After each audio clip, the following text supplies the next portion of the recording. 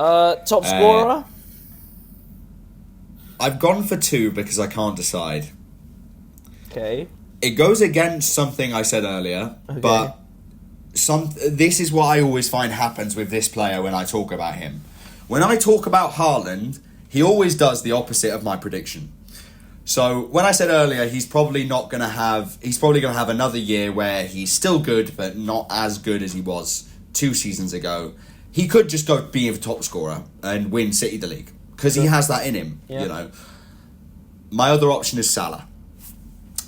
Is that really like contentious? I don't know. He's 20 plus goals, however many fucking leagues in a row now. It's just getting a bit boring. I know he's getting older, but with Wirtz behind him, Kirkes, Frimpong, controlling the sides of the pitch, it's going to be so attacking heavy and they'll score goals. Like, Liverpool are going to score goals for fun.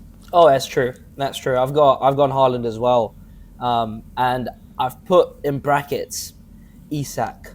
Because if he goes to Liverpool, I think he will score most of the goals, which again, I think for the team is detrimental. It'll unsettle the team because he will be getting most of the goals and taking away goals. Usually, you know, if you think about Salah and the rest of the team, it's a bit spread out. But I think if he goes to Liverpool, he gets like 30 goals. I genuinely think it's that easy. I genuinely think it's that easy for him. If he stays at Newcastle, how many does he get this year? 15. He's going to be injured. That's fine. He's going to be injured. I'd take that. I'd take 15 goals from him this year. Yeah. He just won't be top scorer, but I think he's still good enough. Player of the year. Interesting.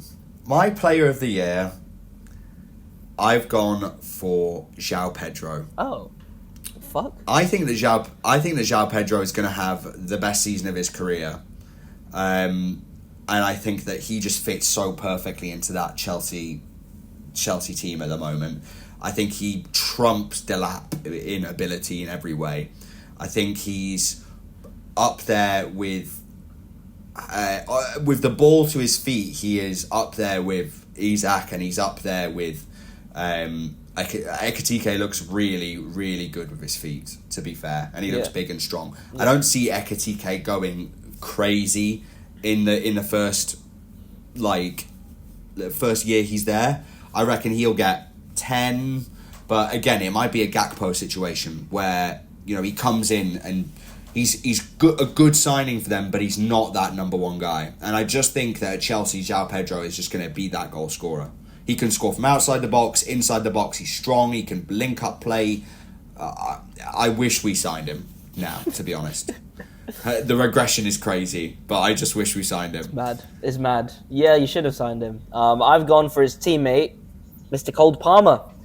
I think this is it. This is his chance now to have the keys. He's got the number 10 shirt. It's his team now. Like, I know it. We kind of knew it before, but Chelsea have signed all these players. He is the heartbeat of that team. No Palmer, no Chelsea. That simple. I think that team's coming together. It's his chance to kind of mount a title challenge. I'd love to see anyone, really. Well, not anyone, not Arsenal. I think Chelsea. Who the fuck else, really? You know what? Just Chelsea, because I'm so bored of seeing Liverpool, City, and Arsenal at the top. Someone else can come from the 2000s and 2010s. Come up, challenge. It's not going to be us yet. But I think Palmer is the most technically gifted player in the league now. De Bruyne's gone by far, and he's got to start for England at the World Cup. Say it right now. Oh yeah. I think that's a given. I 100% agree. Yeah. Young player of the year.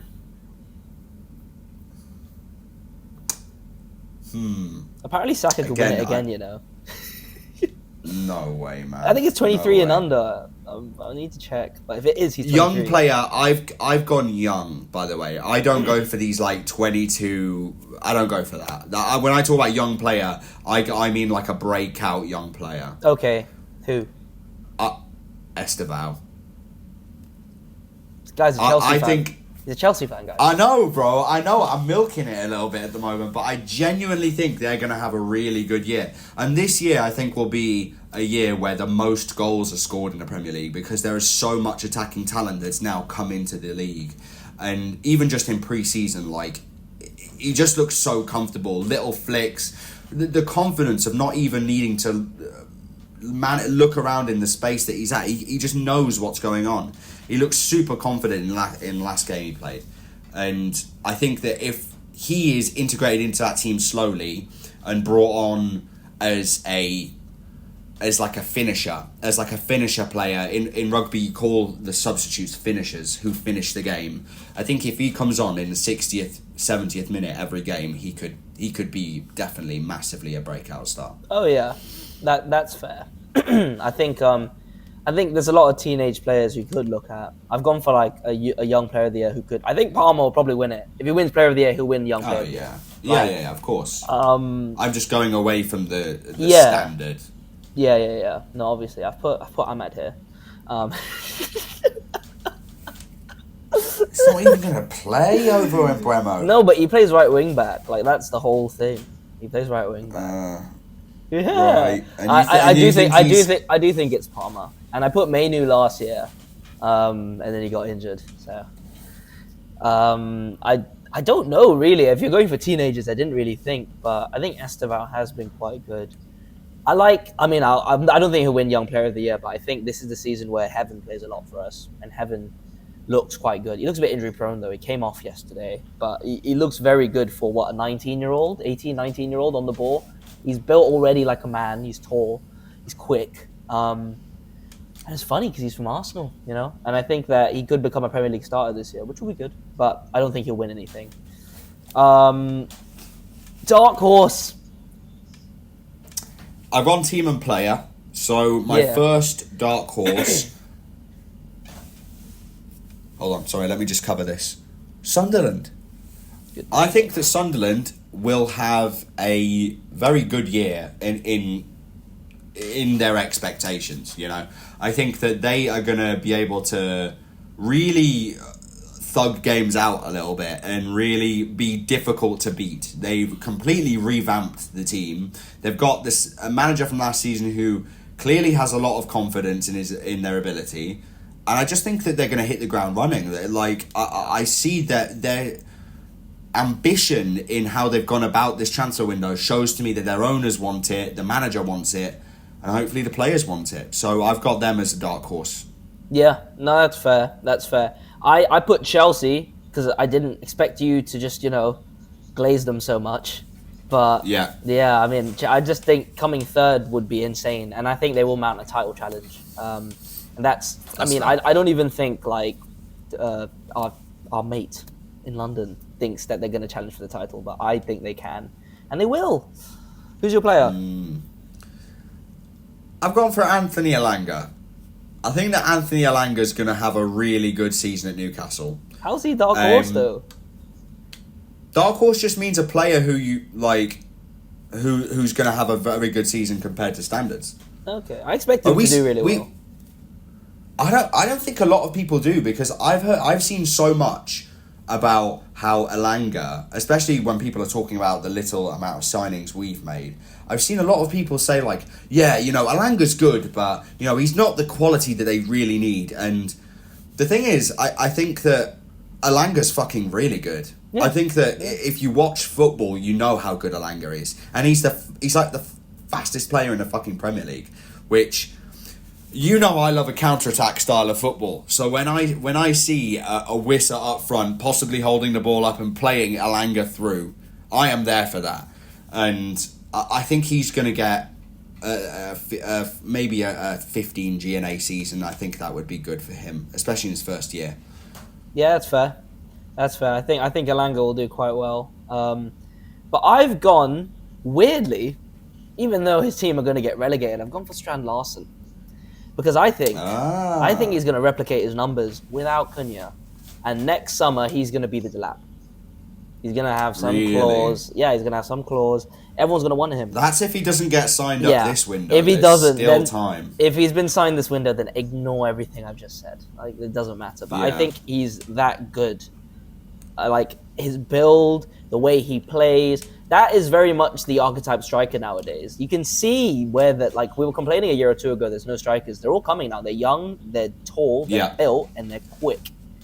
This is what I'm saying, man. Like, the attacking talent there's so much more of it now. Yeah. And, like, you see what like you said, the archetype, the Ekatike, Samu, Isak, Strand Larsen, Sesko. they all look the same. Sesko.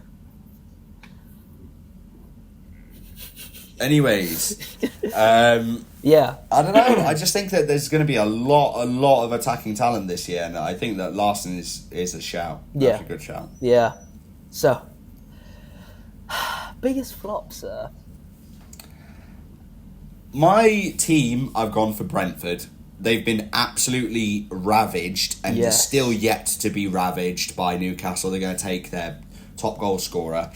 I just think that their manager's gone, their top goal scorer's gone, their top assister's gone, their midfield maestro's gone. I just think that they're going to fall off a cliff, and they could finish like 15th next year. I think it could be really bad for them. Yeah. No, that's fair. I think they'll be in the relegation fight. Like, they haven't really rectified all these losses. And they've got that the ex-set piece coach managing them. So, I need to explain myself a bit here. First of all, I put Bournemouth, but I thought to myself, that's a mid-table club. Like, even if they come 16th, 17th, yeah, it's not great, but I wouldn't call it a flop. They've lost, like, their whole defense. They've lost Kirkes, Zabani, and Howson, which is mad. But I still don't think that makes them a flop if they come 16th or 17th. I put Palace, and I had the same dilemma. I'm like, okay, well, they won the FA Cup. People are going to expect more. And they're in Europe, so they might fall off in the league. But even if they come wherever, they're going to stay in the league. They have enough quality. So I went for a team where 2 months ago I had a very high expectations for them. And I don't know if you realized, but I didn't put them in my top 7. Newcastle United. They are going to flop this year. And I am doing this based off what my co-host has been telling me since he's become a co-host on this podcast. He's been telling me a lot of things about Newcastle becoming one of the big 6, one of the big clubs, going to win a league before United, which I'll say it now, I don't believe that anymore. I still think that is more likely to happen than you guys do it. You've become a club that is just unlikely to ever push for that, I think. The trajectories are completely off. The trajectories are completely off. Newcastle have been going up. Yes, this window, we've had a bad window. It doesn't necessarily mean that our trajectory is going down. I think the worst we could finish this season would be 9th, 8th, which again, I wouldn't really care. That's a flop to me. No, not really though. When you say flop, I think you mean like last year you flopped. Your team flopped. You were 15th. That's a flop. No, that's different level. That's not even a flop. That's like a word we can't say. That's what I mean. That's what I'd say. Like Tottenham and United flopped last year. Like West Ham flopped last year. Like these are teams that just should have performed way better than they did. Newcastle, I think, are in a position where, like I said, they're going to stay in that sort of 7 to 5-4 range. I expected more from you guys. I really did. I think Villa are more likely to flop. To be honest, no. I think Villa have more of a foundation. They've actually had a run in the Champions League. Like, I don't see what I mean. Okay, let me find my words. Isak's leaving. Mm-hmm. A lot of games last season, I feel like we were like, wow, Isak's done it. Like the Carabao Cup, you wouldn't have won without Isak. Obviously, the semi-final, even the final. And I think losing that is in itself it sucks. But I also think it's symbolic. Like now you're going to be like, okay, who's the next player that's going to come and then like fuck us? Like, is Newcastle going to become a stepping stone club? I'm not saying they're there yet. I'm not saying that that's what they are. But now Isak's done that. It's worrying. I think as someone looking from the outside looking in, that the club could become that, because Newcastle was supposed to be the team to disrupt the top 6. Supposed to be the team that would start challenging soon. And yeah, I mean, PSR has limited that, and it allows teams like us to go and still spend because of our revenue. But I thought that there would be more at Newcastle. Even if Isak leaves, I thought you guys would do more, show more ambition. Maybe what you need is the structure back. You need the director of football, obviously. Not Phil Mitchell, Paul Mitchell. Who we've got both of them now. We've got a director of football coming in, and we've got a CEO. Established though, not just like, yeah, we lost one. Here, one's coming now in the middle of the window. Like, I expected more stability. I know you had to get rid of Staveley, but if I was, I don't know who the fuck runs PIF, the Sheikh. If I was looking at Newcastle, I'll be worried. I'd be worried for the season because I really, really expected you guys. When the season was finished, I was like top 4 minimum. I think you guys were top 4. But now I'm sitting here going 8th, 9th. To me, that's worrying. So that's obviously you think I flopped 15th. I don't think you're going to come bottom half. But I think you guys should be expecting better from the club. If we're going from where we finished last year, 5th to 9th, that is a bit of a jump to call flop, in my opinion. But at the moment, I think even just like the players that we've signed, I know that I think a lot of people were expecting a much bigger window from Newcastle. I think Ramsdale comes in and he is a good option at goalkeeper compared to Pope. Like Ramsdale, I watched him in a friendly and I couldn't believe I was watching a keeper who could play the ball out from his feet. That was crazy to see. I think Alanga is better than Murphy. I think that Visser is better than Callum Wilson. Yeah. I think that if we get another midfielder in, the odds are he's going to be better than Sean Longstaff. So we are improving. Chow, Tio, I don't know how the fuck you say his name. He's going to be an improvement on aging Fabian Schär. So, hopefully. So there's improvements in areas. To me, it's how Eddie Howe handles this. We come, it's going to be, can Eddie Howe adapt? Because Alanga plays on the counter-attack, but a lot of the time Newcastle don't often play on the counter-attack. Like, we try and pass the ball around the box and cross the ball in a lot. And is Alanga going to be that guy to get 20 GNA like Murphy did? I don't know. I hope so. But I don't know. I think flop is strong. I do think we could have a lot worse of a season than last year, though. That could happen very easily. Yeah. But also, we could spend big in January. Like if we sell Isak now and then, get another striker in, we still have 60, 70 million we could spend, and we could bring people in January. Maybe, but at the end of last season, we were talking about you guys making an actual Champions League run into the knockout stages, and also consolidate your place in that top 5, because that was the goal for Newcastle. And I can't remember what you said could happen that would cause Howe to get sacked, but I generally think if you come 9th, Howe could get sacked this year. It's true. It could happen. And to me, that's a flop, because that's your manager there. That's the project manager. This is the guy that built everything, and then who are you going to get in? It's not like there's an obvious replacement ready. So, I mean, I could be wrong. You guys could, like you said, there's 3 weeks of the window. There's even January. You guys could just go sort everything out. But right now, I'm looking at it, and even as a neutral, I'm not even hating. I'm worried about how Newcastle are going to do. Yeah, I respect the take. It's not the worst take I've heard. Well, yeah, B. Breakout Star. Breakout Star is the final one. Who have you got? I want to hear your Breakout Star first. Shit, I forgot biggest flop player. Completely forgot. Fuck. Oh yeah, okay, Delap. This guy's not going to play a single minute. I'm telling you, this guy's not going to play a single minute. And honestly, fuck him for thinking that he was going to be the number 1 guy at Chelsea. Innit? You should have known better. Right. Bro. You should have known better. So stupid. All the clubs that actually wanted you to be the focal point. Fuck's sake. Anyway, I put Wirtz. Holy shit. No, but that's just listen. I think that's rage bait. That's what that is. I think he'll be. Listen. I think he'll be all right. I think he'll be a flop in the sense that you paid a lot of money, man. What was it, 110, 120 million pound up front? And I don't know. The league is very physical. It's a very physical league, and I think there's going to be an adaptation period. And there's no problem with that. De Bruyne's first season in the league was with Chelsea. He wasn't that good. Well, he had his flashes of brilliance, but he wasn't Kevin De Bruyne. So I think Wirtz in the long term could, but he's going to struggle this year. And I don't think people should be surprised to see that. But for that much money, you should be spending it on a player that's going to come in and do what he does. But this guy's going to struggle. And he's injury prone, so his ACL might go. Fingers crossed. Yeah. Breakout Star, I want to hear yours first, because I'm not sure I've gone for Breakout Star in the right way. Okay. Considering how we've approached the rest of them. My head, I went with Elliot Anderson.